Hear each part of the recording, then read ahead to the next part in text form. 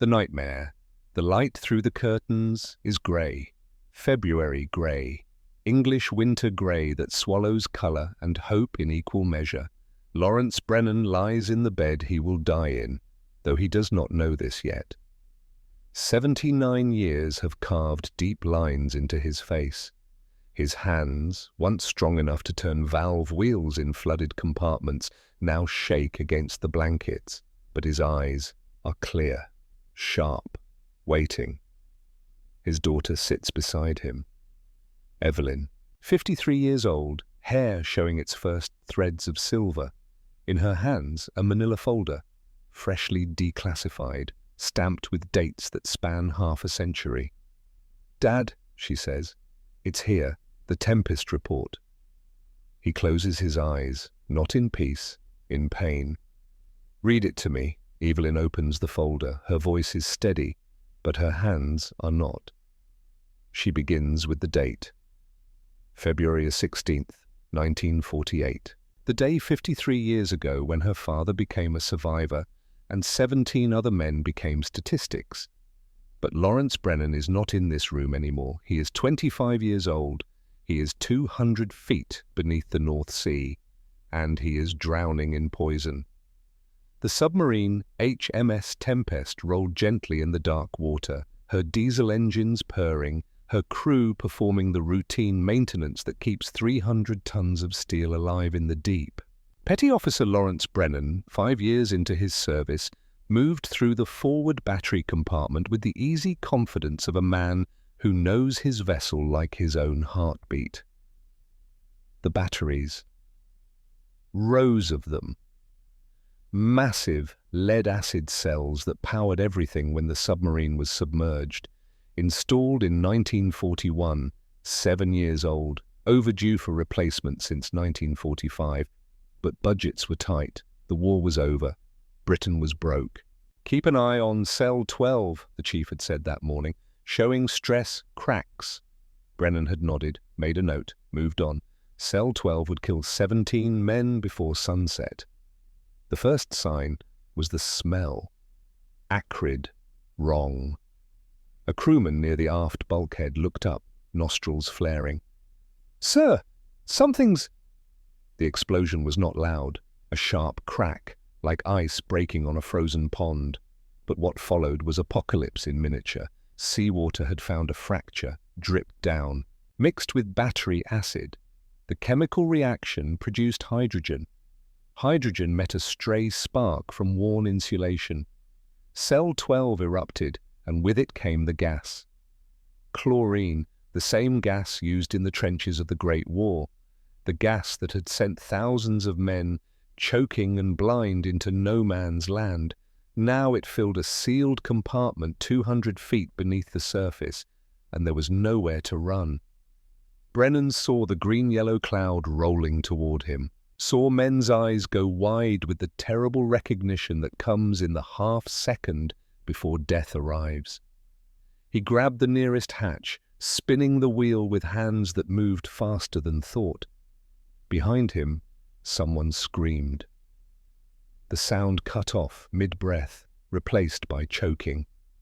Wet. Desperate. The sound of lungs filling with acid. "Emergency surface! Emergency surface!" The alarm klaxons shrieked. The submarine began to angle upward, engines roaring, but the gas moved faster than steel.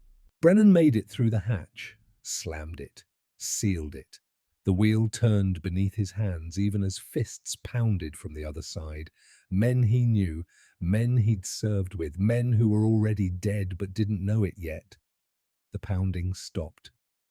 The submarine broke surface 4 minutes later. 8 men stumbled onto the deck, gasping, vomiting seawater and terror. 17 never moved again. Brennan stood on the deck in the rain, staring at the hatch he had sealed. The hatch that had saved his life, the hatch behind which 17 men had clawed their final breaths from poison air. A senior officer approached, put a hand on his shoulder. "You did what you had to, petty officer. You saved the boat." Brennan looked at him, rain streaming down his face, or maybe tears. He would never be certain. Those batteries were supposed to be replaced in 45, sir. 3 years overdue. The officer's hand withdrew. His face went carefully blank. That will be in the inquiry report, son. For now, let's get you below. Medical examination. Standard procedure. Standard procedure. Those 2 words would haunt Lawrence Brennan for the next 53 years. In the hospital bed, Evelyn's voice continues reading. Clinical language, technical assessments, cause of failure clearly identified, preventable through proper maintenance protocols. Dad, it says right here the batteries were flagged for replacement in 1945. Budget constraints delayed the work indefinitely. He opens his eyes. Keep reading. 1949. Lawrence Brennan is 26 years old and no longer a petty officer. Honorably discharged, medically unfit for service. Nightmares, survivor's guilt, what they don't yet call post-traumatic stress. He lives in a boarding house in Portsmouth, works odd jobs, drinks too much, sleeps too little. But he cannot let it go. 17 men died because someone decided a battery replacement could wait. 17 families told their sons and husbands died in an accident. Tragic, but unavoidable. Except it was avoidable. Brennan begins to investigate. He starts with newspapers, archives, public records, looking for other incidents, other accidents, other tragedies that might share the same convenient explanation. He finds HMS Ironclad, lost October 1946, 43 crew.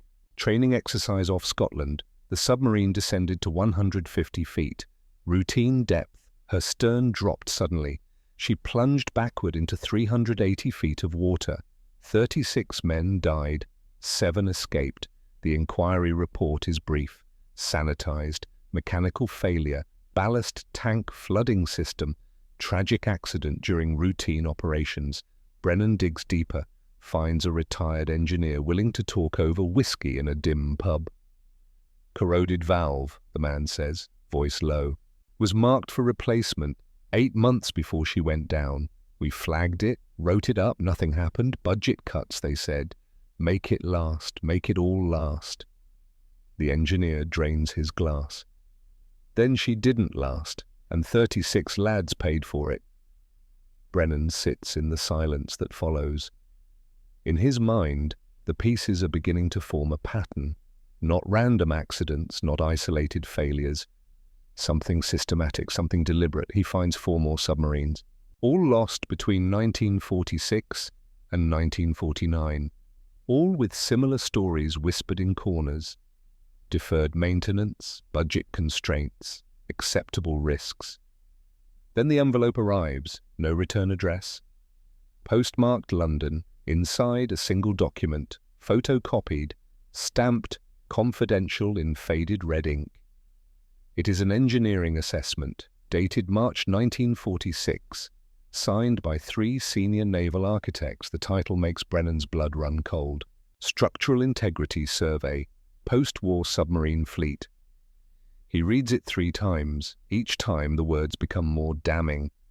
Of 130 submarines in service at war's end, 73 are identified as structurally compromised beyond immediate repair. Metal fatigue, corroded hull plates, failing pressure seals, vessels built in desperation during 1940 and 41, never intended to last beyond the conflict. The recommendation is clear. Immediate decommissioning of 49 submarines, comprehensive overhaul of the remaining 24. Brennan flips to the final page, the disposition summary. 12 submarines decommissioned, 12 out of 73. The rest remained in service, with minimal crews, essential training exercises only, gradually phased out. The crews were never told. Brennan sets the document down. His hands are shaking, not from weakness, from rage. Someone sent this to him, someone who knows, someone who wants the truth exposed. He does not know who, he will never know who, but he understands the message. You are not imagining this. You are not alone. And you are right. The next discovery comes 3 months later. Brennan has spent those months learning to break into places he should not be. The Navy keeps records, personnel files, maintenance logs, budget allocations. He becomes a ghost, slipping into offices after hours, photographing documents with a camera he bought with money he does not have, building a case he cannot yet prove. Then he finds the memo. It is buried in a Treasury file, interdepartmental communication, dated April 1948, 2 months after Tempest. The subject line reads, "Submarine Fleet Maintenance Options. 3 proposals are outlined. 3 paths forward for Britain's aging submarine force. Option 1. Maintain all vessels to full operational standard. Comprehensive overhaul program. 5-year cost projection, £47 million. Option 2. Reduce fleet by half. Properly maintain remaining vessels. 5-year cost, £26 million. Option 3. Continue with minimal maintenance. Accept elevated risk profiles. 5-year cost, £12 million. Brennan stares at option 3, at the words that follow. Elevated risk profiles. That is the language they use. Clinical, bureaucratic, bloodless. But someone has added a note in the margin. Handwritten. Ink slightly faded, but still legible. Acceptable attrition rate, 2 to 3 boats per year. Brennan reads it again. Acceptable attrition rate, 2 to 3 boats per year. He does the mathematics. Each boat carries between 40 and 75 crew. Average 60. 2 boats per year. 120 men. 3 boats, 180 men. Over 5 years, between 600 and 900 deaths. Acceptable. Someone in Whitehall calculated that losing 2 to 3 submarines annually was an acceptable price to pay for budget savings. The human cost of that calculation, roughly 60 deaths per year, every year, for 9 years. Brennan sits in the empty office, the memo trembling in his hands, and understands with perfect clarity what he has found. This is not negligence. This is murder by spreadsheet. April 16th, 1951, 3 years after Tempest. Lawrence Brennan is 28 years old and living in the shadows of his obsession. He has tried to sound alarms, written letters to members of Parliament, approached journalists, been dismissed as a bitter former sailor with an axe to grind. No one wants to hear that the Royal Navy is killing its own men to save money. Then HMS Defender vanishes, 75 souls. Training exercise off the Isle of Wight. Routine dive. The submarine slips beneath the dark water and does not return. No distress signal, no wreckage, just silence. The search begins immediately. 43 surface vessels, aircraft, the largest peacetime submarine search in history. 140 square miles of ocean floor scanned with sonar, with dragging equipment, with desperate hope. Families gather at the docks. Newspapers print enormous headlines. The nation holds its breath. Brennan watches from Portsmouth, heart sinking, because he knows this was not an accident. He knows somewhere in Navy files there is a maintenance report flagging something critical on Defender.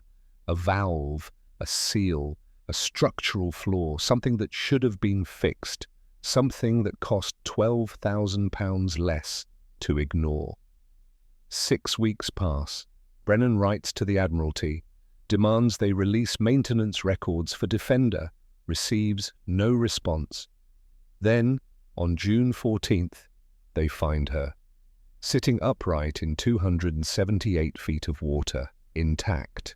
No signs of collision or explosion, just resting on the bottom like she had decided to stop and never leave.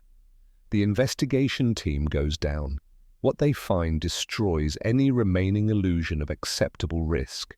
The snorkel mast, a tube that allows diesel engines to run while submerged.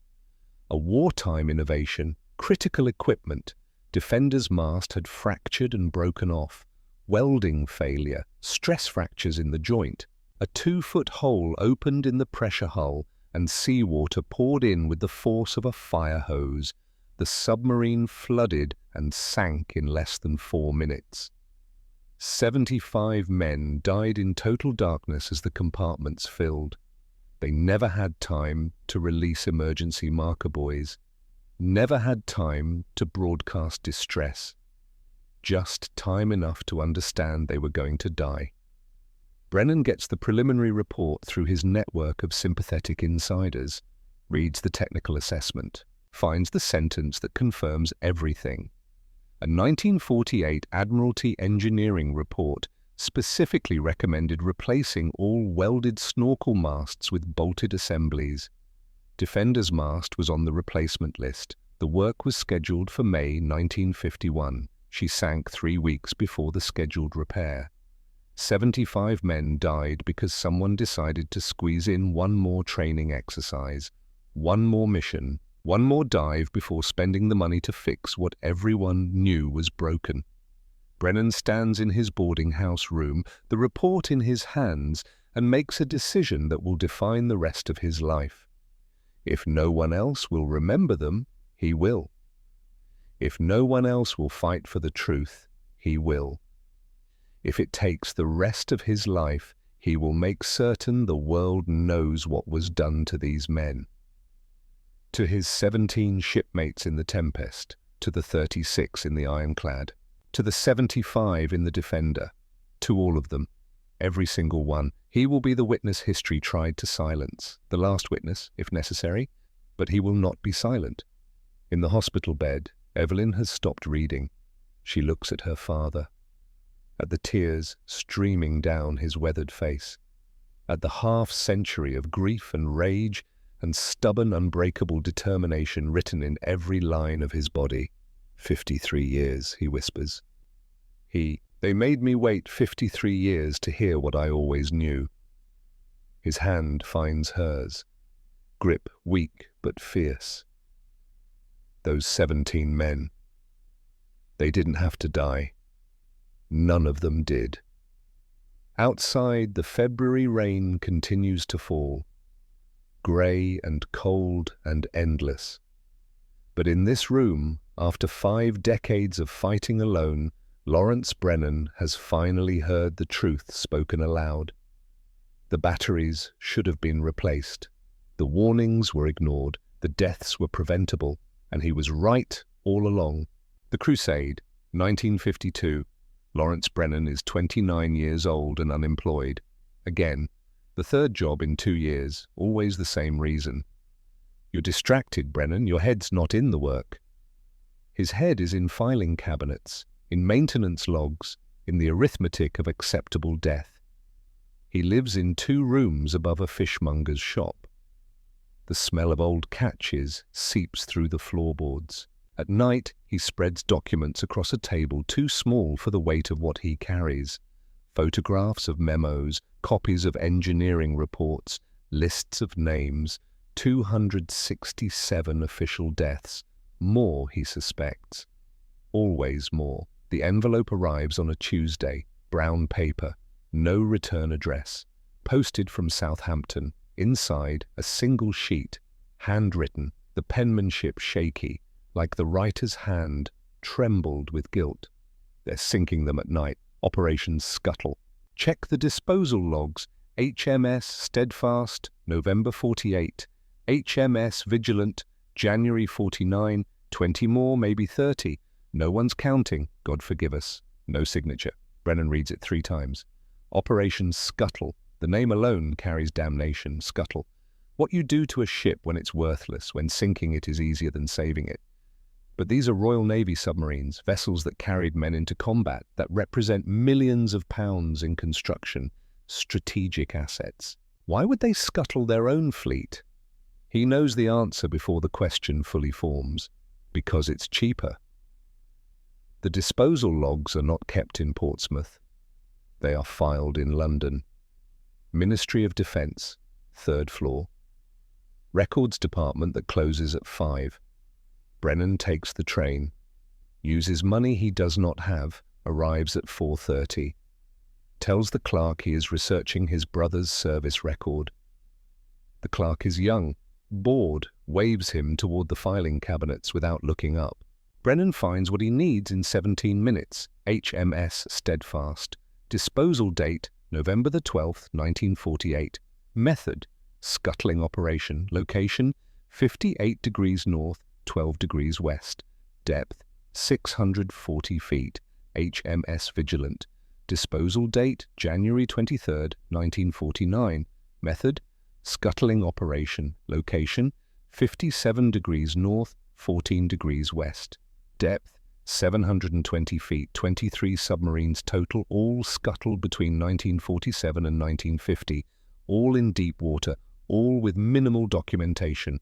But there is another file, thinner, marked confidential in faded stamp. Brennan glances at the clerk, still absorbed in whatever paperwork occupies his afternoon. He slips the file from the cabinet, opens it, cost analysis. Treasury requisition forms, comparative budgeting for submarine disposal. The numbers hit him like a physical blow. Proper scrapping, £125,000 per vessel. Tow to breaker's yard, remove fuel, oil, batteries, munitions, cut hull apart section by section, dispose of materials safely. Scuttling, £3,000, tow beyond continental shelf, open seacocks, let the ocean take it. Brennan does the arithmetic. 23 submarines, proper disposal, £2,875,000. Scuttling, £69,000. They saved £2,806,000 by throwing away submarines like garbage. The young clerk coughs. Brennan slips the file back, walks out with his heart hammering and his mind racing. That night he cannot sleep, cannot stop calculating, cannot escape the image forming in his mind.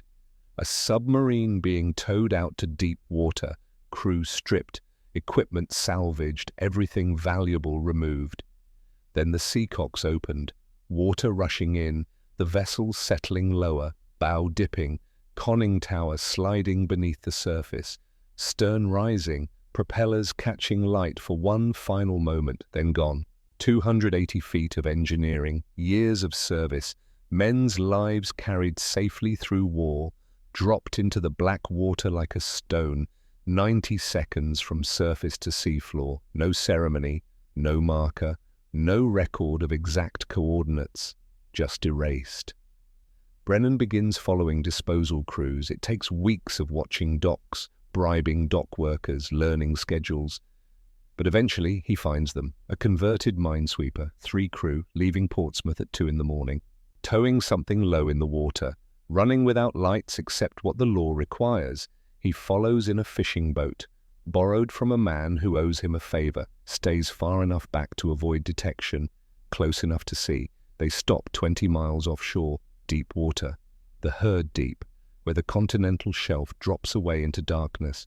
The submarine behind them is HMS Dogged. He recognizes her silhouette, D-Class, built 1942, served in the Mediterranean.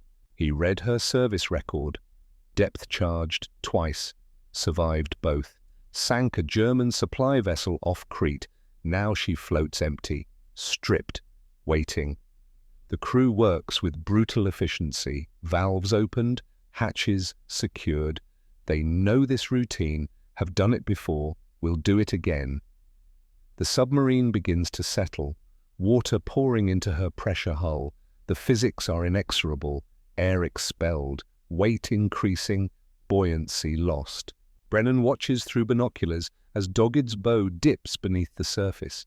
The conning tower follows, clean and quick. The stern rises, propellers suddenly exposed to open air, twin bronze screws gleaming wet in the searchlight from the minesweeper. Then she slides under.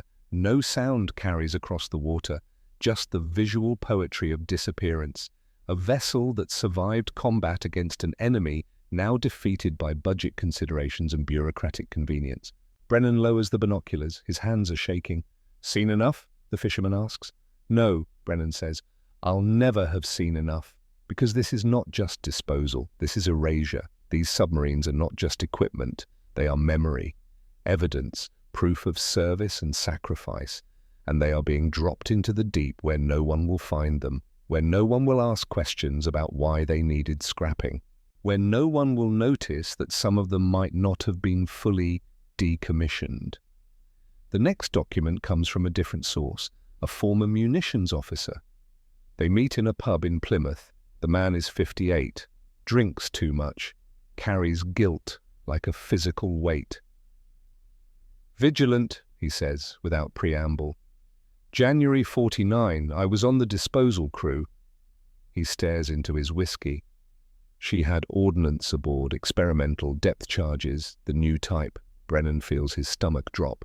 "What new type?" The man's voice drops to a whisper. "Nuclear.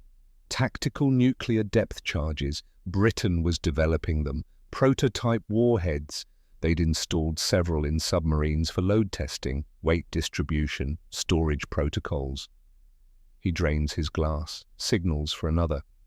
"Vigilant got damaged, minor collision during exercises, hull integrity compromised, cost assessment came back, repair estimate £80,000.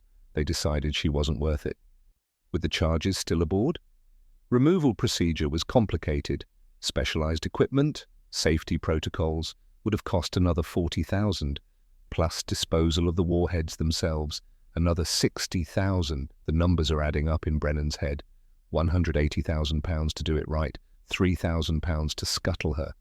So they just opened the seacocks and sent her down 720 feet of water off the Hebrides. Those warheads are still down there, corroding, leaking. For all I know, they'll be there when my grandchildren are old. The man looks at Brennan with eyes that have not slept well in years. "I told my commanding officer, told him it was insane, told him it was criminal. He said the decision came from London, from the top. Said refusing to participate would mean court-martial. So you participated." "So I participated, and I've been drunk ever since." Brennan walks out of that pub understanding that the scandal is deeper than he imagined. They are not just hiding mechanical failures, not just covering up budget negligence. They are dumping radioactive weapons on the ocean floor. They are creating environmental hazards that will outlive everyone involved in the decision, and they are doing it in secret because they know what it would mean if the public found out. This is not just institutional failure, this is criminal conspiracy. 1953. Brennan is 30 years old and going public. He writes to every member of Parliament, compiles documentation, submits testimony to committee hearings, appears before 3 separate inquiries into naval expenditure. He tells them about the Treasury memo, about Operation Scuttle, about Vigilant and her nuclear cargo, about the pattern of maintenance failures and acceptable attrition rates. They listen politely, they thank him for his service, they do nothing. The Navy issues a statement. Petty Officer Brennan is suffering from post-traumatic stress related to his experience aboard HMS Tempest. His allegations are unsubstantiated. His documents are either fabricated or taken out of context. The Royal Navy maintains the highest standards of safety and accountability.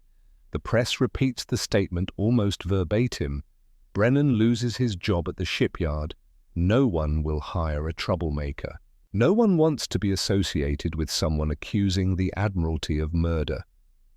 His wife, Margaret, tries to understand. For months, she tries. But the obsession consumes him. Every conversation turns to submarines. Every evening spent hunched over documents. Every pound they have going to train fares and copying fees and postage for letters. No one will answer. In March 1956, she sits across from him at their small kitchen table. "Rennie, I can't do this anymore." Rennie looks up from a maintenance log. Her eyes are red. "I know you believe what you're saying. I know you think this matters. But it's destroying you. It's destroying us." 17 men died, Margaret, on my boat. 36 on Ironclad, 75 on Defender. They're not numbers, they were real. They had families, and someone calculated their deaths were worth £12 million saved. "And you're going to bring them back by losing everything? Your job?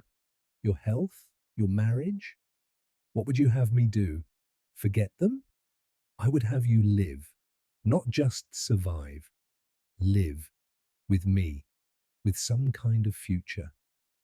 But Brennan cannot see a future that does not include accountability, cannot imagine peace while the truth remains buried, cannot let go of the 17 faces that visit him every night in dreams. Margaret leaves in May, takes what little they have. Moves in with her sister in Cardiff. Files for divorce that autumn. Brennan does not contest it. He is alone now, truly alone. Ostracized by the Navy community, dismissed by politicians, abandoned by family. But he keeps fighting, because someone has to. The worst discovery comes in 1955. HMS Tradewind, decommissioned 1953, towed to a breaker's yard in Liverpool, finally being cut apart for scrap. Brennan receives word from a yard worker, another anonymous contact, another guilty conscience seeking absolution. "You should come up here, Liverpool, Bay 7. We found something." Brennan takes the train, arrives at the yard. The worker meets him at the gate, leads him through rows of skeletal ships being dismantled piece by piece. Tradewind sits in dry dock, her hull opened like a surgical patient, workers cutting through compartments, removing equipment, sorting metal. The worker stops at the forward torpedo room. Down there, in the bilge between fuel tanks 3 and 4. Brennan climbs down. The smell hits him first. Old, wrong, chemical and organic in ways that make his stomach turn. Then he sees human remains, partial skeleton, clothing rotted but still recognizable as Royal Navy issue, identity tags corroded but readable. Able seaman, name, service number. The worker's voice comes from above. "We checked the records. He was listed as lost overboard 1947. Training exercise, presumed drowned. Search conducted, nothing found." Brennan stares at the remains. "He didn't go overboard." "No, best we can figure, he fell through an open deck hatch during a crash dive, landed down there between the tanks, space too tight to access without major disassembly, died on impact, probably. And the boat kept operating for 8 years with him down there." Brennan climbs back up. His legs feel weak. His mind cannot process what this means. A man fell, died, and the submarine simply kept going. Through exercises, through patrols, through all the normal routines of service, with a dead crew member hidden in an inaccessible compartment. Did anyone look for him? Did anyone wonder? Or did the paperwork say "lost overboard" and everyone simply accepted it? "What happens now?" he asks. "We reported it. Navy sent someone, took the remains, gave him a military funeral, quiet, no press. Family was never told the real story. They still think he drowned at sea. Even the dead cannot escape the lies. Even in death, the truth is too expensive to acknowledge." 1957. Brennan is 34 years old. He has spent 9 years fighting, 9 years documenting, 9 years trying to force accountability. Then the files are reclassified. A new security directive, all documents relating to submarine losses between 1945 and 1954 are moved to a higher classification level. Atomic energy provisions, national security. The declassification timeline is extended, not 50 years, 75 years. Brennan receives the news from one of his few remaining contacts, a clerk in the ministry who still believes someone should care. "I'm sorry, Rennie. It's over. Those files won't be available until 2032. Brennan sits in his small room above the fishmonger. Does the mathematics. He is 34 years old. If he lives to be 109, he might see the truth acknowledged. More likely, he will die without vindication, without justice, without anyone believing him. The Treasury memo, the scuttling logs, the engineering reports, all locked away for 3 more generations. His wife is gone. his career destroyed, his reputation ruined. And now the evidence itself is being buried deeper than any scuttled submarine. Most men would quit. Most men would accept defeat. But Lawrence Brennan is not most men. He begins to organize the families. 267 official deaths. He contacts everyone he can find, wives, children, parents, siblings. He tells them what he knows, what he suspects, what he can prove. Some believe him, some do not. Some are grateful. Some are angry that he is reopening wounds they tried to heal. But slowly, painfully, a network forms. People who want answers, who deserve answers, who will not let their dead be forgotten simply because it is convenient. Brennan creates an archive. In his 2 rooms, filing cabinets purchased second-hand, documents copied and recopied, names listed, dates recorded, evidence preserved. If the government will not remember, he will. If the Admiralty will not acknowledge, he will. If history wants to bury this, he will dig it back up. Every day, for as long as it takes. He is 34 years old. He has given up everything. He has lost everyone. He lives in poverty and obscurity and the constant company of ghosts. But he has one thing the Admiralty does not have: time. He is young enough to outlast them, to survive long enough to see the files declassified, to be there when the 75-year clock runs out, to be the last witness standing when the truth finally surfaces. In the small room above the fishmonger, surrounded by documents and photographs and lists of the dead, Lawrence Brennan makes a promise. To the 17 men of the Tempest, to the 36 of the Ironclad, to the 75 of the Defender, to all 310 souls lost to budget calculations and acceptable attrition. I will not forget you. I will not give up. I will live long enough to see your names cleared. And when the truth comes, I will make certain the world knows what was done to you. This is my mission now. This is my life's work. I am the last witness, and I will not be silenced. The Reckoning. Time is a weapon that cuts both ways. For the Admiralty, time means distance, years between crime and consequence, decades for witnesses to die, generations for memory to fade. They classified the files for 75 years because they understood arithmetic. Most men who knew the truth would be dead before the truth came free. But Lawrence Brennan refuses to die. 1960, he is 37 years old, lives alone in rooms that smell of fish and old paper, works occasional shifts at the docks, spends every spare moment on his mission. He writes to Winston Churchill. The response is polite, dismissive. The matter has been thoroughly investigated. No evidence of systemic negligence has been found. Brennan writes to Harold Macmillan, to Harold Wilson, to Edward Heath, to every Prime Minister for 40 years. The responses are all variations on the same theme. Thank you for your service. Your concerns have been noted. The Royal Navy maintains the highest standards. He testifies before 12 parliamentary committees: defense expenditure, naval safety, post-war demobilization, atomic weapons oversight. Any committee that might have jurisdiction over what was done. The MPs listen, take notes, file reports that disappear into archives. Nothing changes. But Brennan keeps writing, keeps testifying, keeps building his case. Because surrender is not an option. Silence is not an option. Forgetting is betrayal. He contacts the families, 267 names on the official list. But Brennan knows there are more, men who died from injuries sustained in incidents not classified as sinkings, men who survived the initial disaster but succumbed to trauma, to gas exposure, to wounds that never healed. 310 names, he finds them all. Some families do not want to hear from him.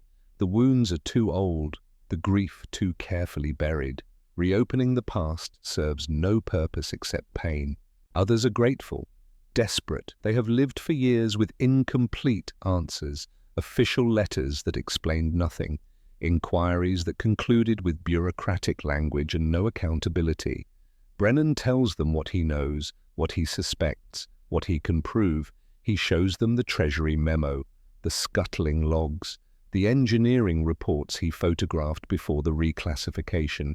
Some believe immediately, others need time. A few think he is mad, but slowly a network forms. Widows who never remarried, children who grew up without fathers, siblings who spent decades demanding truth. They become his reason to continue when continuation seems impossible. 1963. Margaret remarries. A shopkeeper in Cardiff, a good man by all accounts. Someone who comes home at normal hours, who does not spend his evenings hunched over documents about the dead, who can offer her a future instead of a crusade. Brennan receives the wedding announcement in the mail. He is not invited, did not expect to be. He is happy for her. Genuinely.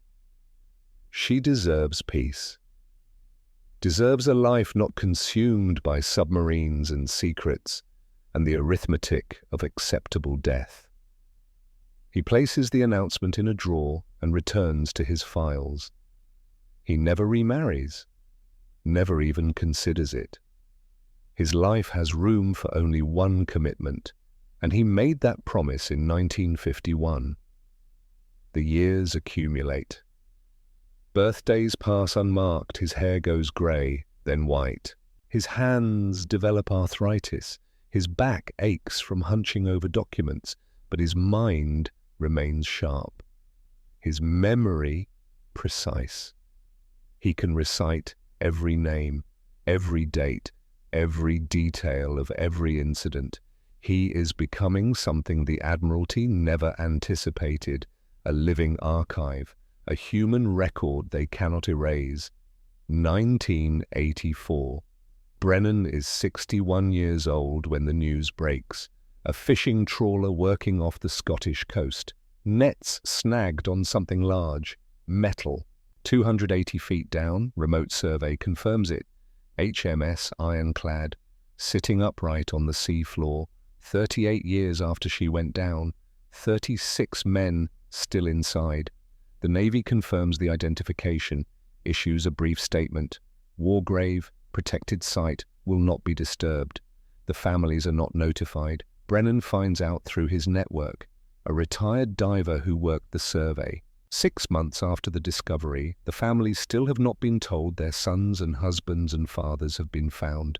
He makes calls, contacts journalists, provides documentation proving Ironclad sank due to a corroded valve that was marked for replacement 8 months before she went down. The story breaks in the Times, then the Guardian, then every major paper in Britain. The Admiralty is forced to respond, to acknowledge, to notify the families decades too late. Brennan watches the coverage from his small room, feels no satisfaction, only the familiar weight of too little, too late. But something shifts. The story opens a door. Other families begin asking questions. Other incidents get scrutinized. The pattern becomes harder to deny. Still, the classified files remain locked, the full truth still buried. Brennan is 61. If the 75-year timeline holds, he needs to survive another 19 years.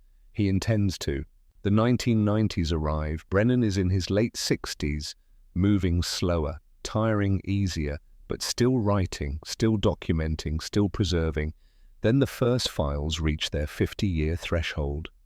Historians begin accessing records from 1945 and 46. What they find confirms everything Brennan has been saying for 4 decades. A young journalist from the BBC contacts him. Name of Claire, maybe 30 years old, doing a documentary on post-war naval history.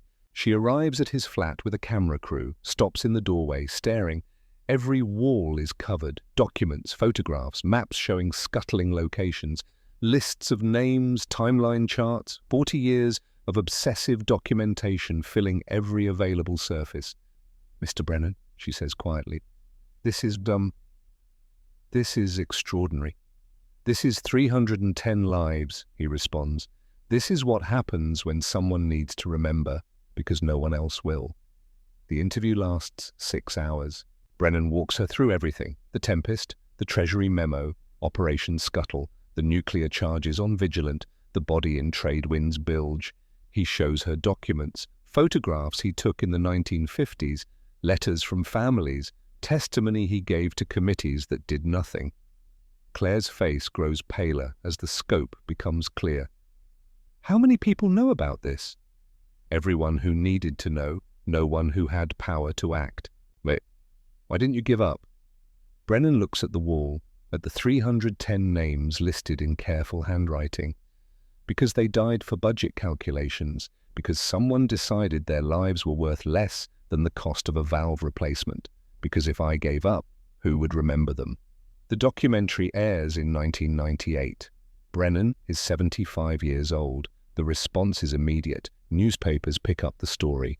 Parliament demands answers. Families who never knew the full truth suddenly have context for decades-old grief. The Admiralty issues another statement. Regrets, tragic losses. Different era, different standards, lessons learned. Modern protocols ensure such incidents cannot recur.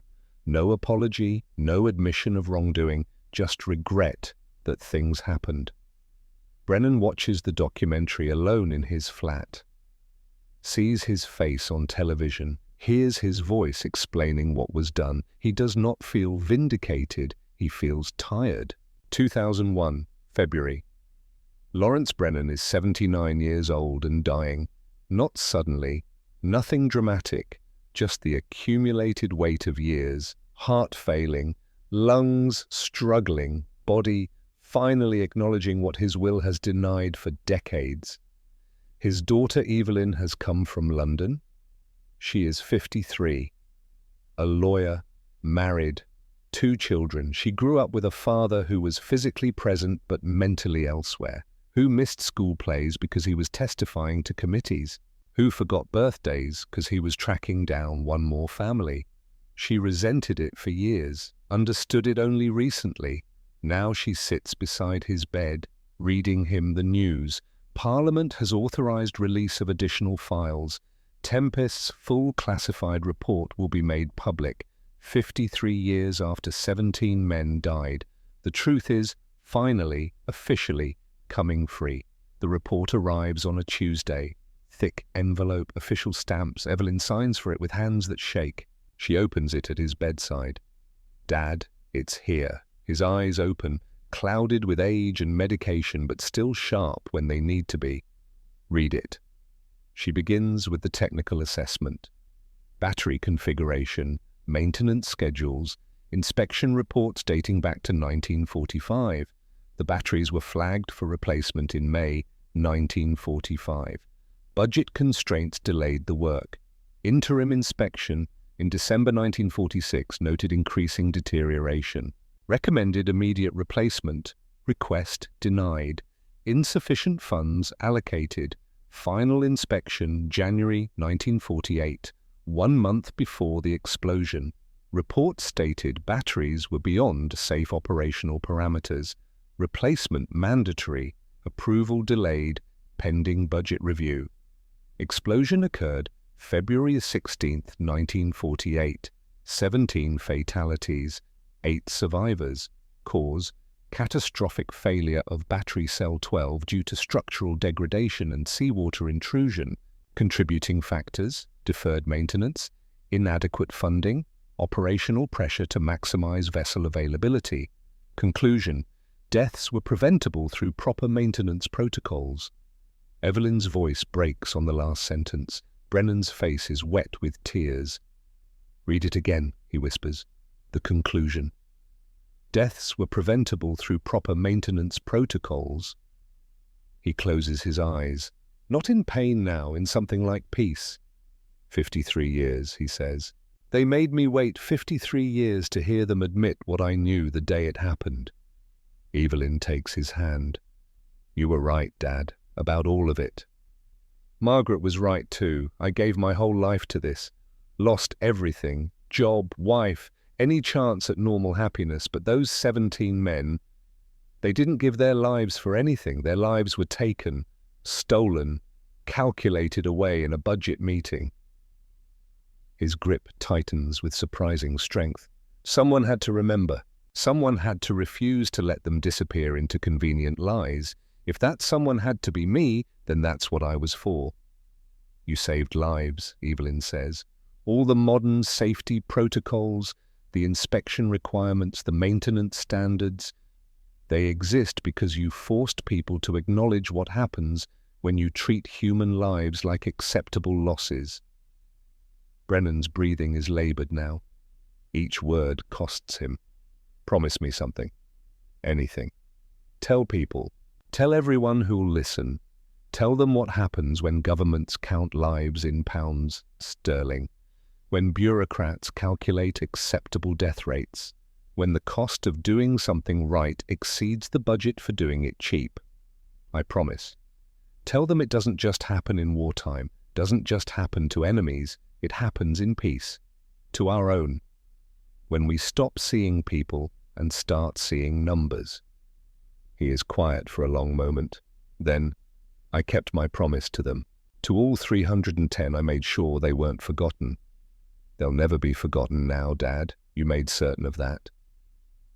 Lawrence Brennan dies 6 weeks later, April 3rd, 2001, 79 years old, alone in a hospital bed, his daughter holding his hand. The obituary in the Times is brief.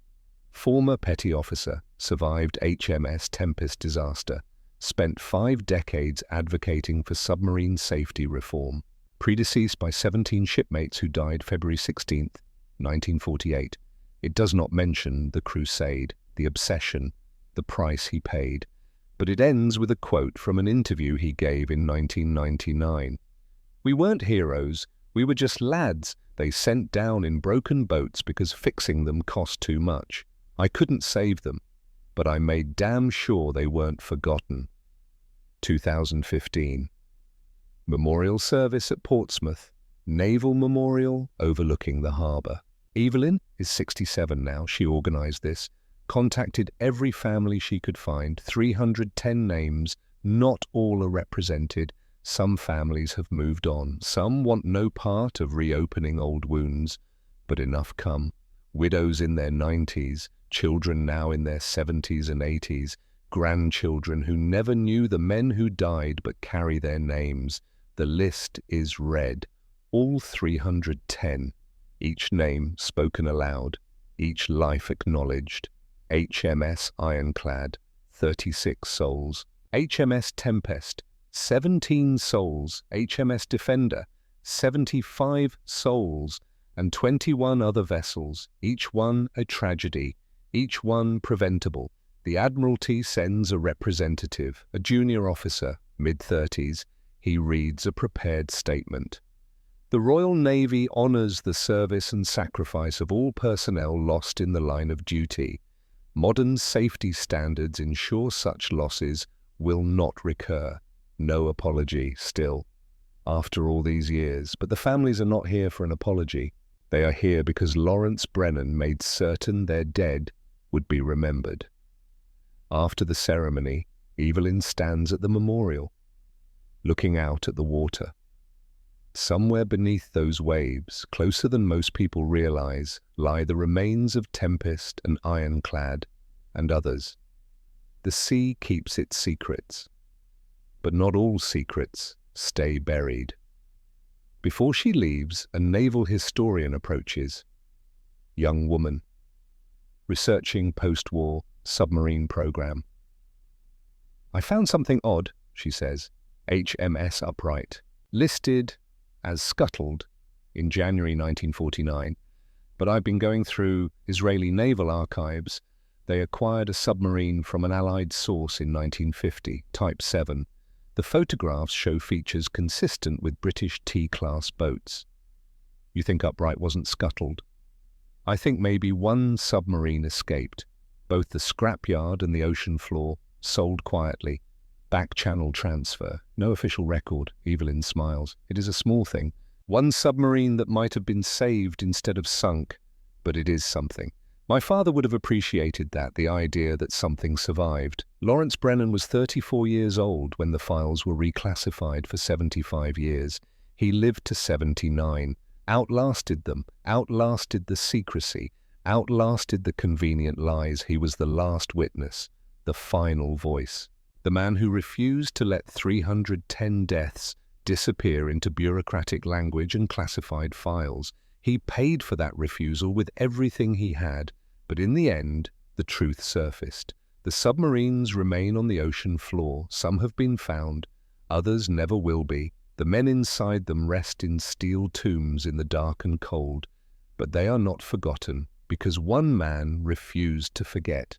One man made remembering his life's work. One man understood that the only thing worse than dying for no reason is dying and having no one remember you existed. Lawrence Brennan kept his promise. And the 17 men of the Tempest and all the others